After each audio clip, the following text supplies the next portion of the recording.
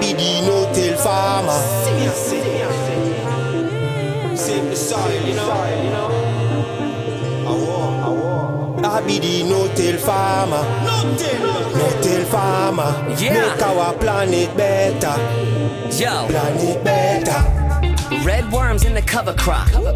Fresh load of some compost. New mulch layer on the top. Let it grow, then we chop and drop those. I don't disturb my soil, no. Through the winter I let that daikon go.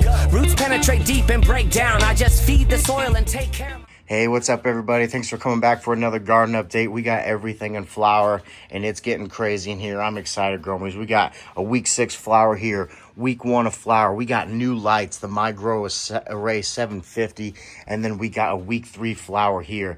So this is the Vivo Sun 4x4, 30-gallon pot from Grassroots. We got build a soil in there that we re-amend at the beginning of the grow, and that's all we're doing. And we're watering only. That's it, this whole grow. Now you can see this under canopy needs cleaned up a lot. We got one plant in here, one giant stock here, and like I said, we could clean this up a lot here. And now what that's going to do is allow for these tops to get more nutrients and more water and not have to spread off as much. But you're a home grower, so we're just trying to get the yield that we're after. And with this monster in here, I'm going to get wonderful yield, and I can use the lowers for edibles or concentrates. So we'll get in here and we'll clean this up. We'll pull some of these bigger fan leaves, blocking some of these top nodes. But as far as underneath, we will clean it up, but we're not going to go too crazy.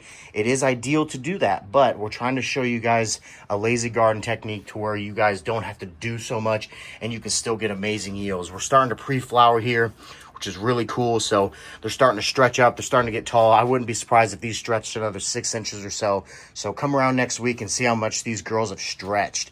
So 30 gallons of soil, crushing it in the 4x4. We got about 600 ppfd with a 300 watt Vivo sunlight. Good environment here, rocking about 78 degrees and then 65% humidity. We'll keep that 65 pretty close to about week 6 flower, and then we'll drop that down 50% just to make sure we're getting good airflow and we're not creating any stagnant moldy air. So over here to the 8x8, like we talked about, we got the new Migro Aray 750, and I'm going to pull out that apogee here in a second. We're going to check some par readings on this new light. So when you get new lights, especially if they're more powerful, which these are, you don't want to get in here and necessarily match or run the same percentage. So it's good to have a apogee, or you could use the Photon app. The Photon app is just a real cheap app. It's like $10 a month, and I did the checking, everybody. There was only a 20 to 50 ppfd difference in those. So the apogee is very expensive. You can get away with the Photon app. So that's what we're trying to do in here, save you guys a little bit of money. So if you like the apogee, it is a really good instrument to have. You can log and save data and all of that. But the Photon app will get you what you need without having to use necessarily measurements and go by the specs. You can start tweaking the lights a little bit more and raise and lower ppfd as you see fit. So we'll check that out here in a second. But this is the Ricky's hash plant. This is one plant right here, all one plant. And then this is another here. We'll even get down in here and show you. So that's one there. And then we got this big monster here. And you see the big bends in there. So that's going to happen sometimes when you're gardening, is you're going to get a runt. And that's okay, especially when you're in bigger beds of soil. The one is going to produce you enough. You can see that this is a 3x3 bed, and it's pretty much covering the whole bed except for what this plant is here. So we'll get in here like we usually do, and we're going to clean up a bunch of these fan leaves, get some of these lowers uncovered so we can get some light to them. You can see that if we just move stuff around, you can see all that bright new green growth. That's what you want to do, is uncover that bright green growth. Look at this one right here. Pull that. I'm just going to pull it for you. So remove that. Boom. This head right here, fully exposed, new top head. So that's the idea here, cleaning up. We're only in week 1 of flower, so we can go pretty heavy with the defoliation. Over here to the Magic Candy Mountain OG. I'm so impressed by how the uniformity of this canopy has been. We do scrog on all of our beds, so that does help. Scrogging is a really fun method, good method. Go back, I've screened these scrogs to where you guys can build your own and try this method out. I learned from the Northern Scrogger himself, and he's an amazing teacher. So check out Scrog School too. He's got a really good thing going on over there. But anyways, we're going to get in here. We're going to clean some of this up, get some of these lowers uncovered, just like we always do. When you're growing organic, it's mainly just watering, defoliation. If your environment's on point and you got good genetics, you can water only, pull some leaves, and call it good. So get past our flower here. Let's go back to the tray to grow. So they're still a little droopy, but you can see we got a gap back here. We moved this closer to the light. So we're going to eventually add a 100 watt light back here just to get even more light.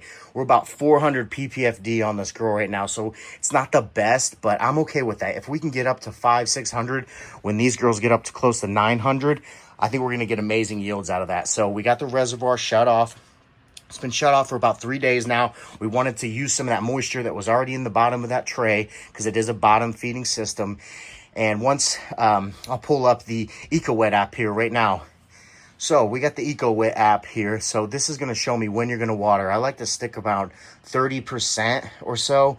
And then that's when I will water that 5 to 10% of your soil volume. So this EcoWit's a really good cheater to help you kind of learn and teach yourself how to water and stay in those bounds. So back here to the tray to grow, we'll go ahead and let this run down to about 30%. We're about 40 right now.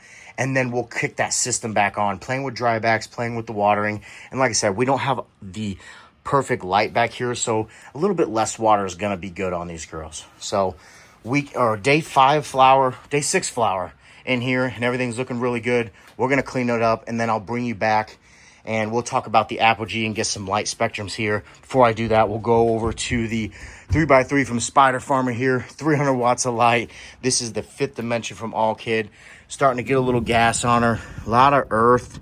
So I think that's just because we got a lot of green in here still. So we're going to get in here and pull a bunch of these fan leaves, uncover some of these nodes, just like you're doing over there, getting ready for flower. It's the same concept. Now you just have buds to where you can see what you want to uncover. So really excited, Gromies. Everything's really coming out really well in here. We got plans for our next grow. We got the beans locked in. We'll talk about that next episode. But let's go ahead and I will show you the apogee readings. We'll kind of read these new lights here, the Aray 750 from Migro. Again, shout out to them. And then we'll go ahead and clean this up and we'll bring you back. Let's check it out. All right, so you can see we got the apogee here. We're going to go ahead and test this light out. We're about 50% right now, so we can definitely go up a lot more. And this is about, I would say about 2.5, 3 feet from the canopy. So you can see right here, we got about 480 right now. So we're going to leave that alone and kind of play with this light a little bit. We're down here, 513, 514. That's more of like the center of it. Let's go over here and let's go over here to the wall. Man, this is only 50% on these lights. We're almost at 500 ppfd. So as these girls stretch, we may not even have to crank these up to get what we need, because I like to rock about 900. Let's go over here to the tray to grow. So about 300, 270. So we may need to crank these lights up a little bit more to get that. But like I said, we got a new light. We don't want to stress these girls out. So we'll let these go a couple more days, and then we'll slowly raise that ppfd, maybe get into the 700 range, 650. So this is a good tool to use, Apogee. Huge shout out my boy Ken Matt for letting me use it. Yeah, we got about 500 here. So let's say these stretch up as tall as here. So at 50%, we're almost at 700 ppfd. I think 900 is a great number to finish off in flower. If you got CO2, you got good environment, you can get over into the 1000s. But I like to keep it, low and slow. Let the plants do the thing. Don't stress them out. So I think we're going to be great. If we turn this light up to 100%, I would imagine we'd get over 1,000, 1,100 ppfd. It's 3.2 U-moles on this light, one of the top lights in the game. So I'm excited to see what these girls do. Get these lights cranked up, get them dialed in, and I'm loving it, Gromies. So let's go ahead. I'm going to clean these up, and then we'll bring you back. All right, guys, we got her all cleaned up. Maybe hard to tell, but we did a major defoliation and super cropping on here. We could clean up the insides a little more like we talked about. Just keep up on the defoliations because it will get overwhelming. But you're a home grower, so we're not worried about it. We got the even canopy. We're going to get a bunch of beautiful tops here. So we just took these, and we're pinching them, we're rolling them down, bending them down just like that. Pinch it, roll it, twist it, bend it down, and that's just creating this new even canopy here. So I just want to kind of show you. Now we're in week 3 of flower, so you don't want to go too heavy because they're starting to put on weight. And when you super crop these down, and there's more weight up top, it's going to be harder for them to pull themselves back up. So keep that in mind. That's why week 3 is a good point to kind of stop. So train hard before week 3 of flower, but you can still do some minor defoliations, even heavy defoliations, but just don't do any high stress training like you would with super cropping. So looks like a gorgeous mess right now, just like everything over here. We did a huge super crop here, huge super crop, but we're only in week 1 of flower. So you can see a bunch of this is just laying down here. So it's going to allow these other nodes to pop up as this pulls itself back up. So we're keeping this canopy as even as possible. Now I know we got this run over here, but we wanted to get this pretty even for the most part. So we bent down, did a bunch of super cropping, Gromy. So 24 hours, this is going to bounce back here. We got the tray to grow mad as hell at me. We did a huge defoliation here, did some more super cropping. Now it's not ideal to train on a plant that's maybe a little stressed with overwatering, underwatering, or nutrient deficiency, but this is right on that line of watering issues. Like I said, we pulled it closer in, we're getting more light on it, so I felt like she could handle a pretty decent cleanup of the defoliation and super cropping. Over here to the magic candy. Now, granted, we're only in week 1 of flower, so we don't have to go too crazy in here. We're just setting this even canopy up. So you can defoliate, but you can see we got a lot of leaves in here, but there's a lot of new nodes possibilities. So we're just taking these, pinching and rolling them down, and bending this down to create this even canopy here. And that's what we went through here and we did. You can see how I'm just pinching it, just enough to feel that crack in there. Bounce it back and forth, manipulate it a little bit, and then layer down where you'd like it to lay down. So these other nodes, she's a tough one, but these other nodes are going to pop up and allow for this canopy to really even. So don't worry about too much about getting this fully cleaned up. Just keep the even canopy. Do some scrogging, do some LSTs, do some super cropping, anything to keep it even so we can maximize our brand new Migro 750 lights. So looking beautiful in here, Gromies. And now we did a pretty decent defoliation here. It's hard to tell, but you can see we got a lot more tops exposed. So this is really cool. It's just a 3x3 tent, and we're going to yield good weight there. And I'm excited, Gromies. So stay tuned. We're going to keep defoliating, keep cleaning them up. We're in week 5, creeping into week 6 of flower, and these girls are just on autopilot now. We may clean up a little bit more, but we're going to set it and forget it kind of type of thing. Let you guys know that you can get amazing yields without having to work too hard in these gardens. So overall, it took me about an hour to clean up all of these tents, and this is a lot of flower. So, and I got let it get behind, and we're trying to show you guys you don't have to do a bunch. So reserve your time, get in here, clean up the beautiful girls. Whew.